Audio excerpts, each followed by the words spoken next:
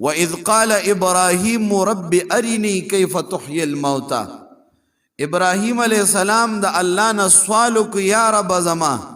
ما تا اخایا کیف تحیی الموتا چه تب سنگ جوندی کے مڑو لارا نا اللہ تینا تپوسو کو قال اولم تؤمن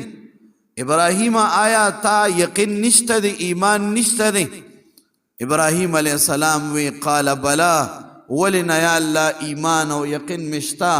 ولیکن لیطمئن قلبی لیکن د دې د پاره راته وښایه چې زما زړه ته اطمینان حاصل شي یعنی په دې خو مې ایمان دی چې الله ته ژوندي کول کې پس د مرګ نه ته به د مرګ نه بعد هر مخلوق ژوندی کې انسانانو له به ژوند ورکې د دوی دا ذرې ذرې بدن دا به راجمع کې د دوی د بدن اجزا به راجمع کې او واپس به ورله ژوند ورکې په دې خو مې ایمان دی خود دی کیفیت بسنگئی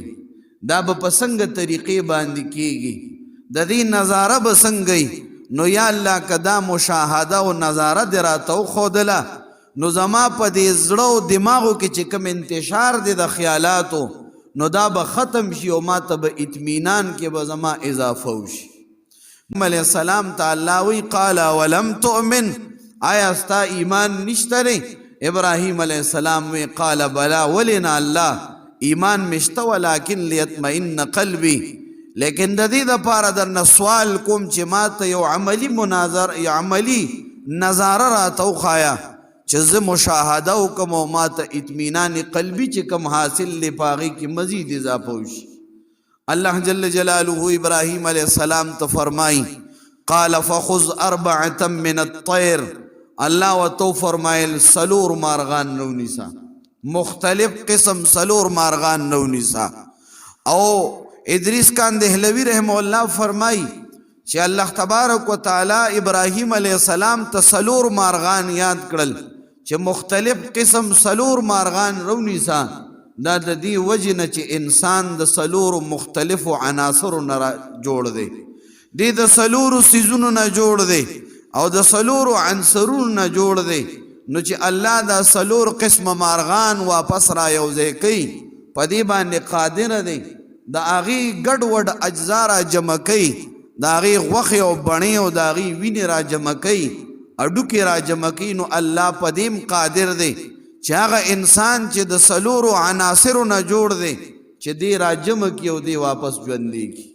نو اللہ و تو فرمائے القرآن کے اللہ فرمائی قال فخذ اربعتا من الطیر فصرهن الیک ثم اجعل على كل جبل منهن جزءا ثم دعهن یأتینک سعیا اللہ و ابراہیم سلور مرغیرونی سا بیل بیل مختلف او دا سلور وانا مرغی دا مڑی کا او دا قیمہ کا سرد دی بنو سرد اڈوکو او د سلور وانو دا غوخا دا یو بل سره یو ځای کا دا بڼی دا سرمن د دې دا وینه ګډه وډه کا او بیا د خپلې خوښې سلور غرونه وګوره او د دې سلور وانو دا ګډه شوې غوښه چې د سلور وانو دا غوښه را ګډه کې د دې دا وزر را ګډه کې د دې دا وینه وډوکې را ګډ کې بیا د دې نه لږه لږه حصه واله یو په یو غربانې کېده بل په بل غربانې کېده بل په بل غربانې کېده او بل په بل په سلورو غرونو باندې د سلورو مارغانو دغه ګډه شوې غوښه دا تقسیم کا او بیل بیل کېده خو الله تعالی فرمایلی ګوره ځان سره بلدې کا چې د دې مرګ نه مخکې دا مرغې خو ګوره هسې نه چې دا مرغې تاله بیا راشي او دا خیال لا نشي چې ګینې دا خو هغه مرغې نه ده چې ما کومه مړه کړې وه بلکې اول دا مرغې خو وګوره ځان سره بلدې کا او نظاره وکا د دې نخي او علامات زده کا د هغې نه بعد یې مړې کا ابراهیم علیه السلام د الله په حکم باندې سلور مرغې رونیولې دا سلور واړه مرغې دا یې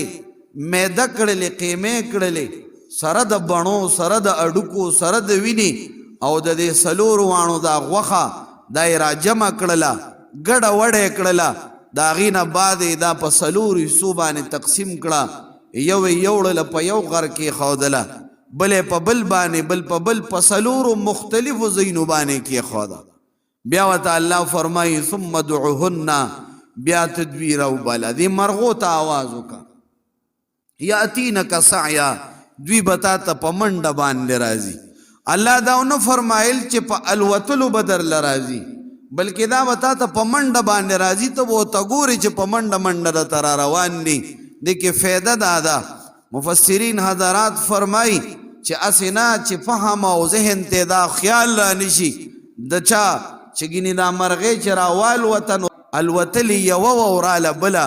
زکه په الوتلو کې کله مرغې د نظر نه غیب شي نو یاتینک سعیا